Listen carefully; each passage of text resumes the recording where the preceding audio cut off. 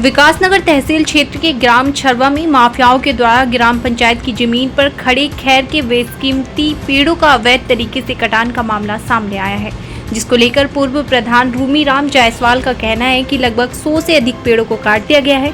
वही वर्तमान प्रधान प्रशासक आमिर का कहना है कि उन्हें अभी पता चला है कि खैर के पेड़ों को काटा गया है, जिसकी वे रिपोर्ट दर्ज कराएंगे और माफियाओं पर मुकदमा दर्ज कराएंगे। वहीं पूर्व प्रधान ने बताया कि उनके द्वारा पहले भी इन खैर के पेड़ों को लेकर काफी लंबी लड़ाई लड़ी गई थी, लेकिन फिर भी माफियाओं के द्वारा खैर के पेड़ों को काट दिया गया। वहीं अब देखने वाली बात ये होगी, क्या इन पेड़ काटने वाले माफियाओं पर मुकदमा दर्ज होगा या नहीं, या इसी तरह से बेशकीमती पेड़ों का कटान माफिया करते रहेंगे। सर, खैर के पेड़ों का कटान का मामला सामने आया है, किस तरह से प्रकाश डालते हैं आप इस पर? खैरों का पेड़ जो लगातार कटान हो रहा है पिछले 1 साल से, तीसरी चौथी बड़ी घटना है जो अभी कल भी हम लोगों ने मौके पे जाके देखा। ये बड़ा दुखद है और हम बार बार सरकार को इस नींद से जगाने की कोशिश कर रहे हैं। अगर ये इसी तरह से रहा, कटान जारी रहा और उसके ऊपर अंकुश नहीं लगा, तो हमें बच्चों के भविष्य और इस प्रदेश और देश के भविष्य को ध्यान में रखते हुए खुद ही एक आंदोलन के रूप में एकत्र होना पड़ेगा और जिसकी जिम्मेदारी फिर शासन प्रशासन की होगी, क्योंकि हम मजबूर हो रहे हैं। सरकारी भूमि पर इस तरह से पेड़ों का गायब होना कहीं ना कहीं जो प्रेजेंट में प्रधान है उनकी कार्यशैली पे प्रभाव डालता है।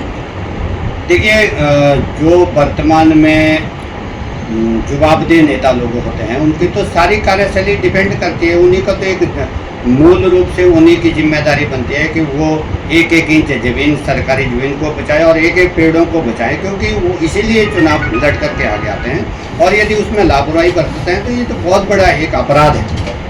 आप बता रहे कि पहले भी उस जगह से पेड़ों का कटान का मामला सामने आया था, क्या कार्रवाई वहाँ पर पहले देखने को मिली थी? हमने पहले भी लिखित रूप में कार्रवाई करवाई थी, थाना सहसपुर में भी उसके FIR लॉन्च हुई थी, लेकिन अभी तक कोई भी मुजरिम नहीं पकड़े गए। ये बड़ा दुख है कि बार बार घटनाओं को अंजाम दे रहे हैं। अभी प्रधान द्वारा क्या स्टेप लिया गया है? प्रधान जी को अवगत कल भी करवा दिया गया था और मुझे लग रहा है उन्होंने लिखित रूप कार्रवाई करने के लिए कहा था कि हमने कार्रवाई कर दी है, तो उन्होंने लिखित रूप में कर दी होगी।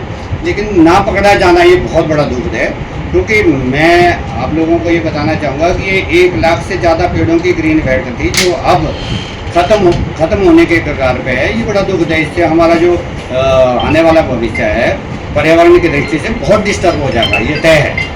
आज सुप्रीम कोर्ट के हम पढ़ रहे थे एक स्टेटमेंट, उसमें उन्होंने बहुत अच्छा लिखा था कि एक पेड़ को काटना एक मनुष्य के हत्या से भी ज़्यादा गंभीर मामला है, और यहाँ 1 लाखों पेड़ कट रहे हैं और उसी में हम अगर जागृत नहीं होते हैं तो ये गलत बात है। कहीं कोई गाड़ी चोरी हो जाए या फिर किसी का पर्स चोरी हो जाए तो सख्त से सख्त कार्रवाई कर देता है प्रशासन उस पर तत्काल प्रभाव से, लेकिन इन पेड़ों के कटान के मामले में जो ये लकड़ माफिया, इन पे क्यों नहीं कार्रवाई देखी जाती है? दरअसल में बहुत से बगीचों का उजड़ना और पेड़ों का उजड़ना, इसके प्रति ध्यान न जाना, ये मेन कारण मुख्य रूप से ऐसा है कि अगर एक पेड़ आज कट रहा है तो उसका जो बहुत बुरा प्रभाव पड़ेगा, उसे प्रभाव पड़ने के लिए कम से कम 10 साल लगते हैं। तो अभी जो जनता जनार्दन को भी इस चीज़ का पता नहीं चल पा रहा है कि इन पेड़ों के कटने के बाद जो धरातल का नीचे का पानी सूख जाएगा उसके परिणाम क्या होंगे।